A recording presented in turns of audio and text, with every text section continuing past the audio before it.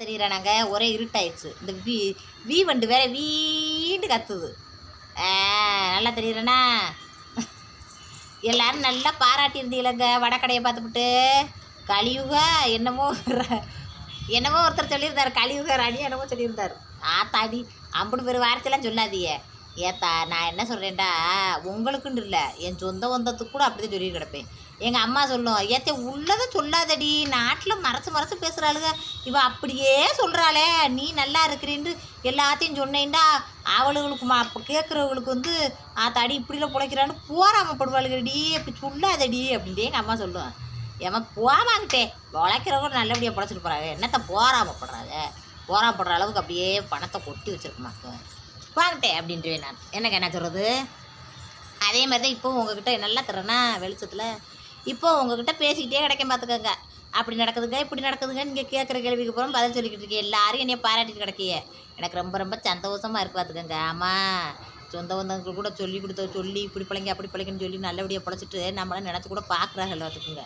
என் மச்சான் முன்னாடிட்டுலாம் நகை எடுக்கிறதுக்கு விவரம் சொல்லி கொடுப்பேன். இப்படித்தான் ஏன்டி புருஷன் வந்து கடைங்கப்பு இல்லைண்டா, காசுக்கு பணத்தை சம்பாதிச்சிட்டு வந்து அப்படியே அதை படத்துக்கு போமா, அந்த அங்கே போமா இங்கே போமா அப்படின்னு ஓடுவாங்கடி. கடனை இருந்துச்சுன்னா அக்கறைப்பட்டு அப்படியே செலவை கம்மி பண்ணுவாங்கடின்னு நான் அவளுக்கு சொல்லுவேன்.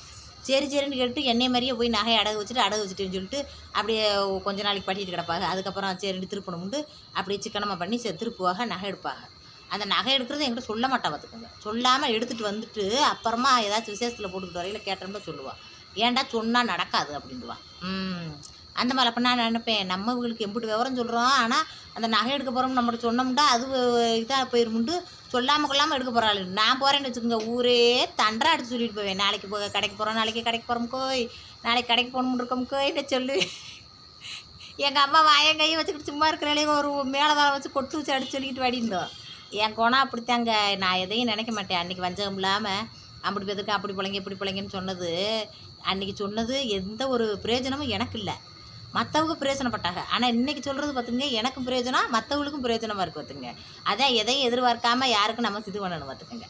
அப்படித்தான் யோசனை பண்ணி சொல்லுவேன். எங்கள் அம்மா கூட பார்த்துக்குங்க, எங்கள் அம்மாலாம் பார்த்துங்க 500 ரூபாய் இருந்தாலும் படார்ந்து செலவழிக்குமுங்க. காசு செலவழிக்கிறது எங்கள் அம்மா மாதிரிலாம் சொல்லவே முடியாது. ஆனால் எங்கள் தங்கச்சியை கட்டி கொடுக்கையில் நாங்கள் நகை நட்டெல்லாம் போட்டுக்கிட்டோம். ஆனால் வந்து கல்யாண செலவு ஒரு 3 லட்சம் 4 லட்சம் ஆச்சும் வேணும்ல, கல்யாண செலவு தனியாக வேணும்ல. அதுக்கு போய் என்ன வந்துச்சு, நாங்கள் விவசாய நிலத்தை போய் அடமானம் வச்சு பார்த்துக்குங்க. அடமானம் வச்சு காசை கொண்டுகிட்டு வந்து ஒரு 3 லட்ச ரூபாய்க்கு அடமானம் வச்சு காசை கொண்டு வந்து எங்கள் கையில் கொடுத்துச்சு. அதை வச்சு எங்கள் வீட்டுக்காரு கல்யாண செலவை பார்த்தாரு. நகை நட்டெலாம் போட்டுட்டு கல்யாண செலவுக்கு மருமையிட்ட கேட்டால் ரொம்ப சங்கடப்படுவாங்கன்ட்டு எங்கள் அம்மா அந்த விவசாய இடத்த ஒத்தி வச்சு கொண்டு வந்து கொடுத்துட்டு இந்த எப்படி திரும்ப போகிறேன்னு கிடச்சி. நான் வடையை போட்டுட்டு கொஞ்சம் காசுகளை உண்டியலில் போட்டுக்கிட்டே வந்தேன்னா ஒரு நாள் அதை அறுத்து எல்லாத்தையும் எடுக்கிறப்ப அதில் இருக்கிற அமௌண்ட்டை பார்த்துட்டு எங்கள் அம்மா சந்தோஷப்பட்டுருச்சு. சந்தோஷப்பட்டதோடு மட்டும் இல்லை, அது மனசுக்குள்ளே நம்மளும் வேலை பார்த்துட்டு வந்து அன்னைக்கு வேலை பார்த்துட்டு வந்து சும்மா செலவழிச்சுக்கிறதுக்கு இதே மாதிரி போட்டு வச்சானண்டு ஒரு பெரிய மண்பானை மாதிரி ஒரு உண்டியலை வாங்கி அதில் பார்த்துக்குங்க. அதுக்கு ஒரு நாளைக்கு 550 ரூபா சம்பளம் பண்ணி 550 ரூபா சம்பளத்துலேயே 550 ரூபாய் கையில் எடுத்து வச்சுக்கிட்டு 500 போட்டு வச்சுரும் பார்த்துக்குங்க. சாப்பாடுலாம் நாங்கள் விட்டுறோமா, செலவுல எங்கள் செலவாயிருதா. அந்த 50 ரூபாய்க்கு ஏதாச்சும் பேரம் பேத்தி ஏதாச்சும் கேட்டுச்சுன்னா வாங்கி கொடுப்போம். இல்லைன்னா அந்த 50 ரூபாய் வச்சுக்கிட்டு ஊர் தேசத்துக்கு ஏதாச்சும் நல்லது கெட்டதுன்னு போகணும்னா அந்த 50 ரூபாய் சேர்த்து வச்சுருக்கிற 50 ரூபாய் கொண்டுக்கிட்டு ஊர் தேசத்துக்கு போகும். அந்த மாதிரியே ஓட்டிக்கிட்டு இருந்துச்சு பார்த்துங்க. கரெக்டாக என் தங்கச்சியை கட்டி கொடுத்து 2 வருஷம் கழித்து அதை உடச்சா அந்த ஒத்தி வச்ச பற்றிக்கலாம் 3 லட்சம். அந்த 3 லட்சத்தை கெட்டுனது போக கையில் 28,000 முட்டை மிச்சம் வச்சிருந்துச்சு. அந்த 28,000த்துக்கு ஒரு 2 கிராம் மாட்டல் எடுத்து காதில் போட்டுக்கிடுச்சு பார்த்துக்குங்க. அந்த மாதிரி தான் அது எதை பார்த்துச்சு, என்னையே பார்த்துட்டேன். நம்ம மகை போட்டு கொஞ்சமாக சிறுக எண்ணத்தை போடுற அப்படின்னு நினச்சா கடைசியில் 2 வருஷம் கழிச்சு கொட்டினா அது எங்கள் ஆசை இருந்துச்சுருக்குல்ல, அப்போ நம்மளும் போட்டு வைக்கலாம்ல அப்படின்ற ஒரு எண்ணம் வந்துச்சு. அதெல்லாம் நான் வீடியோவை போட்டேன், பழைய வீடியோக்களில் போய் பாருங்கள், நான் போட்டிருப்பேன். அந்த மாதிரி தாங்க உங்களுக்கு சொல்கிறேன். நீங்களும் பார்த்துக்கிட்டு நல்லபடியாக சிக்கனமாக நல்லபடியாக பிழைக்கணும். எத்தனையோ பேர் சொல்கிறீங்க, நல்லா இருக்குங்க அவங்க பேச்சு. எத்தாடி கேமராவை பிடிச்சி கையை வலிக்குது.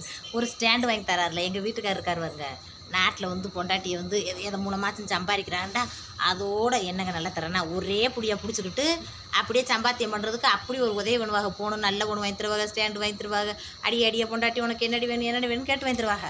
ஆனால் எங்கள் வீட்டுக்காரர் அப்படி இல்லை. நீலாம் என்ன சம்பாத்தியம் பண்ணிக்கிட்டு இருக்க, நீலாம் என்ன பேசுகிறேன்னு உன்னையெல்லாம் பாராட்டி கமாண்ட் பண்ணிக்கிட்டு இருக்காங்கன்ட்டு என்னையும் மட்டம் தட்டிக்கிட்டே இருப்பார். அது ஏன்ட்டே தெரியாது. சீமே அப்படி பண்ணாதீங்க சீமே அப்படின்னுவேன். நானும் ரொம்ப கேட்க மாட்டேன். அதுக்கு வாங்கி கொடுங்க, இதை வாங்கி கொடுங்கன்னு. ஏன்னு கேளுங்க, அப்படிலாம் கேட்டோம்டா நம்மளோட அதிகமாக சம்பாதிக்கிறோன்னு நம்மகிட்ட ரொம்ப திமுறா பேசுகிறவான்ற எண்ணத்தை உண்டாகிக்கிறோமோ புருஷனுக்கு அப்படின்னு பயந்துக்கிட்டு பேச மாட்டேன். என்ன நான் சொல்கிறது கரெக்டு தானே? அந்த கீண்டு வண்டு கற்ற கிளம்பிடுச்சு. இந்த கீ வண்டு தான் சவுண்டு கேட்கும், நான் பேசுகிறதெல்லாம் கேட்காது. சரி, மீதி கதையை நாளைக்கு பேசுகிறேன். பிடிச்சிருந்தா லைக் பண்ணுங்கள். என்னத்தையும் கூட சொல்கிறது சொல்லிட்டு கிடைக்கேன். நான் வாழ்க்கை நடத்துகிற முறையத்தான் கூட சொல்கிறேன். நானே எடுப்படுத்தலாம், எதுவும் பேச கிடையாது. நல்லபடியா லைக் பண்ணுங்கள். வண்டு சவுண்டு தான் கேட்கும், அப்படியே வண்டு. இதான் கேட்குதா?